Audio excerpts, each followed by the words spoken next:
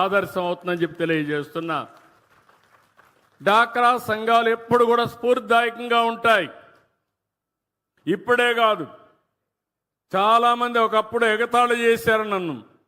ఈ డాక్రా సంఘాల వల్ల ఏమవుతుందన్నారు.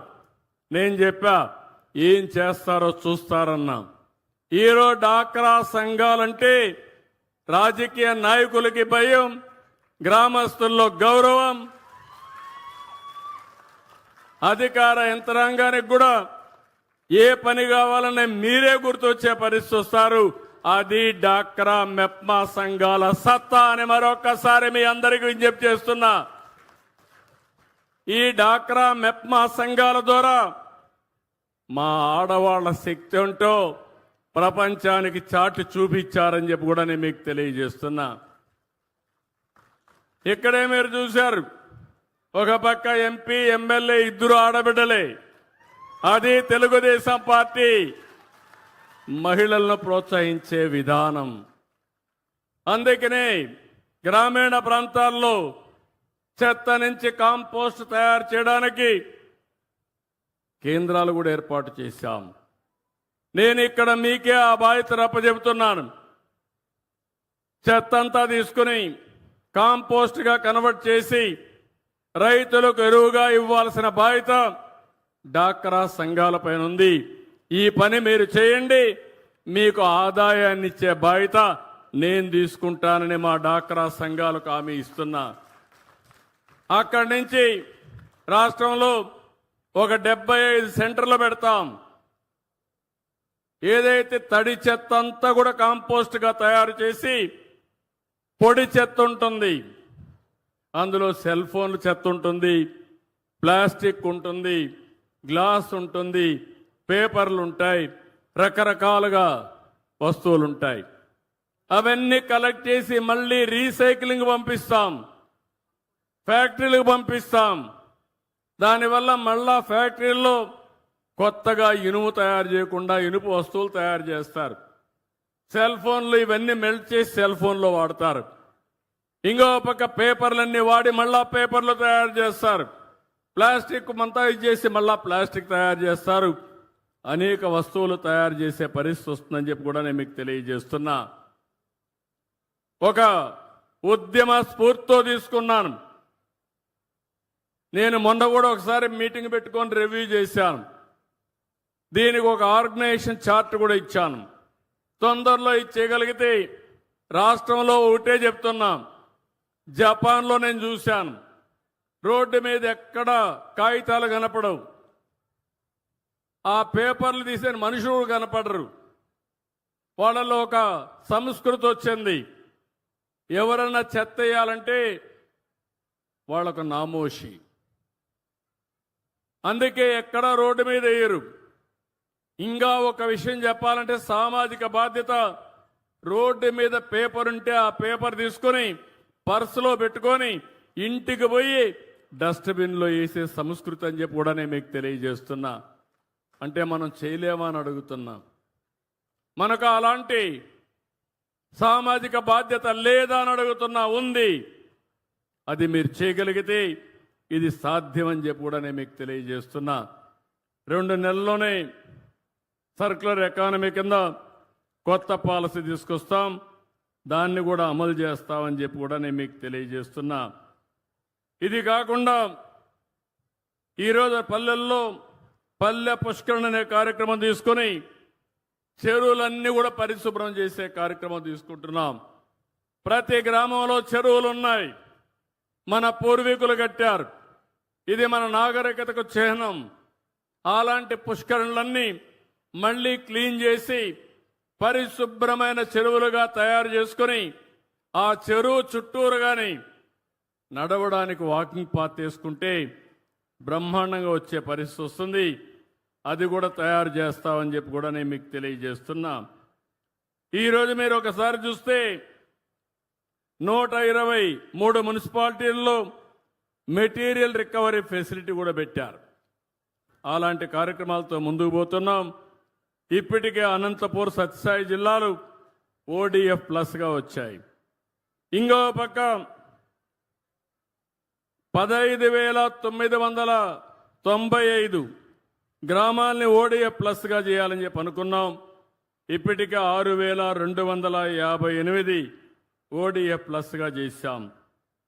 మార్చి 2026కి 100% ODF ప్లస్ గ్రామాలుగా చేయాలని చెప్పి ముందుకు పోతున్నాం.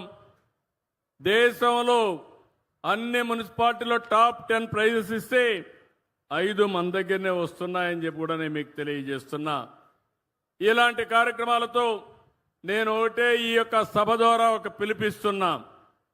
సంక్షేమ కార్యక్రమాలు దేశంలో ఎక్కడా ఇవ్వని విధంగా ఇచ్చే బాధ్యత నాది.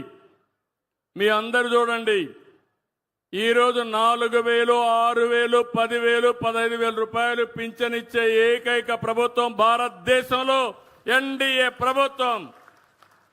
33,000 కోట్ల రూపాయలు మీ అకౌంట్లో వేస్తున్నాం. నెలలో మొదటి తారీఖున ఎవరికి డబ్బులు ఇవ్వకపోయినా పర్వాలేదు, నా పేదవారి కోసం ఆ డబ్బులు వెచ్చించాలని మొట్టమొదటిసారిగా మీకే కేటాయించాను. మొదటి తారీఖున అధికార యంత్రాంగం ప్రజాప్రతినిధులు మీ దగ్గరికి రావాలని కొత్త కార్యక్రమానికి శ్రీకారం చుట్టాను. పేదల సేవలో అనే కార్యక్రమం పెట్టి ముందుకు పోతున్నాం. ఈరోజు అన్న క్యాంటీన్ పెట్టాం. ఈరోజు 175 కాన్స్టిట్యున్సీల్లో 175 క్యాంటీన్లు పెడుతున్నాం. అవసరమైతే ఇంకా ఎక్కువ పెడతాం. అదే సమయంలో ఇప్పటికే దీపం, ఒకప్పుడు నేనే ఇచ్చాను దీపం కింద మా ఆడబిడ్డలకు గ్యాస్ కనెక్షన్లు. మళ్ళీ దీపం 2 కింద మళ్ళీ నేనే ఉచితంగా 3 సిలిండర్లు మీకు ఇచ్చే బాధ్యత నేను తీసుకున్నానని మీ అందరికీ హామీ ఇస్తున్నా. అది అయిన తర్వాత అందులో కూడా కొన్ని ఆయిల్ కంపెనీస్లో ప్రాబ్లమ్స్ ఉంటే తొందరలో 4 నెలలకు ఒకసారి మీ అకౌంట్లో నేరుగా డబ్బులు వేస్తా. మీరు ఇష్టమైన సమయంలో మీరు తీసుకునే పరిస్థితి వస్తుందని చెప్పి కూడా నేను మీకు తెలియజేస్తున్నా. మిమ్మల్ని ఇబ్బంది పెట్టకూడదనేది నా ఉద్దేశం. పేదవాడికి అండగా ఉంటాం, నిరుపేదలకు ఎప్పటికప్పుడు చేదోడుగా ఉంటామని చెప్పి కూడా నేను మీకు తెలియజేస్తున్నా. ఇది కాకుండా ఈరోజు మీరు ఒక్కసారి చూస్తే డిఎస్సి పెడుతున్నాం, మెగా డిఎస్సి పెడుతున్నాం. యువతకు 16,500 ఉద్యోగాలు స్కూల్స్ తెరిచే లోపల రిక్రూట్ చేసి వాళ్ళందరికీ ఉద్యోగాలు ఇచ్చే బాధ్యత తీసుకుంటానని చెప్పి హామీ ఇస్తున్నా. ఇవి కాకుండా ఎంతమంది పిల్లలుంటే అంతమంది పిల్లలకి తల్లికి వందనం కింద డబ్బులు ఇచ్చే కార్యక్రమానికి శ్రీకారం చుడతాం. స్కూల్స్ తెరిసే లోపల ఇస్తాం. నేను ఒకే మాట చెప్పాను, నాకు ఎన్ని కష్టాలైనా ఉండొచ్చు కానీ నా ప్రజలకు మాత్రం ఎలాంటి కష్టాలు రాకుండా చూసే బాధ్యత, సంక్షేమాన్ని అభివృద్ధి ఇచ్చే బాధ్యత ఈ ప్రభుత్వం తీసుకుంటుంది. రైతు సంక్షేమం కోరే ప్రభుత్వం ఈ ప్రభుత్వం. రైతులకు హామీ ఇస్తున్నా, గిట్టుబాటు ధర ఇస్తాం, రైతులను ఆదుకుంటాం. ఎక్కడికక్కడ వ్యవసాయాన్ని లాభసాటిగా తయారు చేసేట్టుగా రాయలసీమని హార్టికల్చర్ హబ్గా తయారు చేస్తా. ఒకప్పుడు కరువు సీమ రాయలసీమ, ఇప్పుడు రతనాల సీమ రాయలసీమగా చేసే బాధ్యత ఈ ప్రభుత్వానిదని చెప్పి మీకు అందరికీ హామీ ఇస్తున్నా. 18 లక్షల హెక్టార్లో హార్టికల్చర్ ఉంది. 5 ఏళ్లలో 36 లక్షల హెక్టార్లో హార్టికల్చర్ పెడతాం. అదే సమయంలో ఒకప్పుడు నేను డ్రిప్ ఇరిగేషన్ ఇచ్చాను. 16 లక్షల ఎకరాల్లో డ్రిప్ ఇరిగేషన్ ఉంది. 5 ఏళ్ళు 1 ఎకరాకి ఇవ్వాల. మళ్ళీ నేను వస్తానే డ్రిప్ ఇరిగేషన్ ప్రారంభించాను. 90,000 రూపాయలు ప్రతి రైతుకి 90% సబ్సిడీతో 10 ఎకరాల వరకు మైక్రో ఇరిగేషన్ ఇచ్చే పార్టీ ఎన్డీఏ పార్టీ అని చెప్పి కూడా నేను మీకు తెలియజేస్తున్నా. దీన్ని కూడా పెంచుతాం. దీనివల్ల 1 ఎకరాకు వాడే నీళ్లు 2.5 ఎకరాలకు వాడుకోవచ్చు. ఇంకో పక్క మైక్రో ఇరిగేషన్ గాని మోడర్నైజ్ చేస్తే యాప్ ద్వారా, ఫోన్ ద్వారా నీళ్లు ఎప్పటికప్పుడు మీరు పారించుకునే పరిస్థితి వస్తుంది. దీనికి కూడా శ్రీకారం చుడతాను.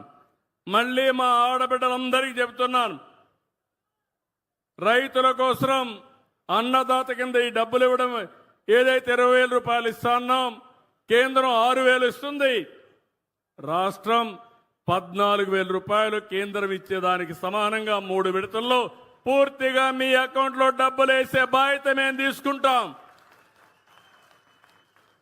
ఇది కాకుండా ఇంకొక పక్కన ఏదైతే నేను చెప్పానో మా ఆడబిడ్డలు బస్సుల్లో ఉచిత ప్రయాణ సౌకర్యం కూడా తొందరలోనే ఇస్తా.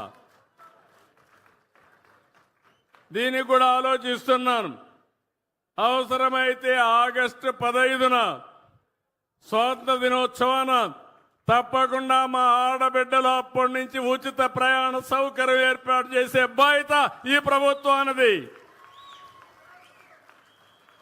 కరెంటు ఉచితంగా ఇస్తాం. చాలా మంది పేదవాళ్ళకి ఇస్తున్నాం, అందరికీ కాదు, పేదవాళ్లకు 200 యూనిట్ల ఎస్సీలకు ఉచితంగా ఇస్తున్నాం.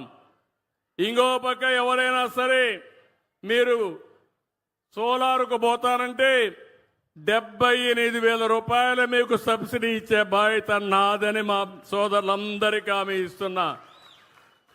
బీసీలు అయితే 98,000 ఇస్తా. ఆ తర్వాత మీరు కరెంట్ ఛార్జీలు కట్టాల్సిన పనే ఉండదు. ఎస్సీలకు ఎస్టీలకు అయితే ఉచితంగా మీ ఇంటి పైనే కరెంటు తయారు చేసి వసతి ఏర్పాటు చేస్తాం. ఒకవేళ మీరు కరెంటు వాడుకొని మిగిలితే గ్రిడ్కి ఇస్తే ₹2.09 చొప్పున డబ్బులు కూడా మీ అకౌంట్లో వేస్తా. ఇలాంటి కార్యక్రమాలతో ఈ ప్రభుత్వం ముందుకు పోతా ఉంది. ఇంకో పక్క ఈరోజు నేను ఇక్కడనే మీకు అందరినీ ఒకటే కోరుతున్నా, రాయలసీమలో ఇక్కడ రాయలసీమ బిడ్డను నేను కూడా, ఈ రాయలసీమ గడ్డ మీదనే పుట్టాను. రాయలసీమని రత్నాల సీమగా తయారు చేసే